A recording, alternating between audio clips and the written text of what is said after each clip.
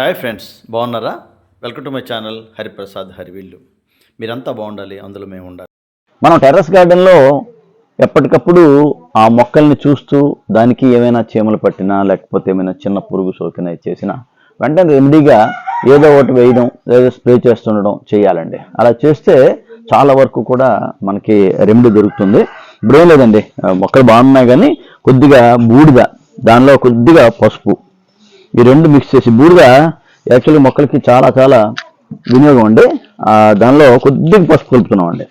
ఇలా కలిపి వేయటం వల్ల ఒకవైపు మనకి పెస్టిసైడ్గా, ఒకవైపు మనకి ఒక ఫెర్టిలైజర్గా అలా కూడా ఉపయోగపడుతుందండి.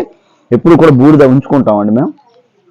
ఇది ఉంచామండి, ఎక్కడైతే కొద్దిగా మనకు డిస్టర్బెన్స్ ఉందో అక్కడ వేసుకుంటే సరిపోతుందండి. ఓకే, ఇది వంగ మొక్కలు అండి. వంగ మొక్కలకు కూడా ఎక్కువగా మనకి ఈ శీతాకాలంలో ఏదో ఒక తెగులు వస్తూనే ఉంటుంది. కాబట్టి ఇలాగ అన్నిటికీ ఇలా మనం చల్లుకుంటే ఈ చిన్న మంచులో, ఆ మంచులో తడుస్తుంది కాబట్టి ఆకు మనం వేసుకున్నాం అనుకోండి, ఆ మంచుకి ఆకు అనేది తడుస్తుందండి. దాని మీద వేస్తే పడుతుంది అనమాట. ఇది పడడం వల్ల ఆ పురుగు అనేది తినటానికి ఇష్టపడదండి ఈ బూడిదని. అది ఒక అడ్వాంటేజ్ అనమాట మనకి. అలా కింద కూడా మనం మట్టిలో కూడా వేసుకుంటామండి, ఎందుకంటే పసుపు కూడా ఉంది కాబట్టి.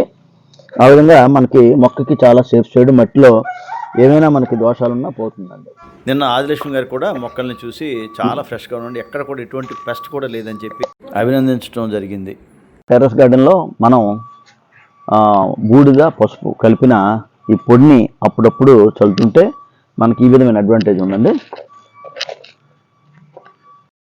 చీమలు కూడా మనకి ఈ శీతాకాలంలో మొక్కలకి ఎక్కువ ఇబ్బంది పడతాయండి. ఈ ఎర్ర చీమలు, వాటి గురించి కూడా ఇది బాగా పనిచేస్తుంది. ఈ చీమలు కూడా మనకి మొక్కలకి కొద్దిగా నష్టం కలిగిస్తాయండి.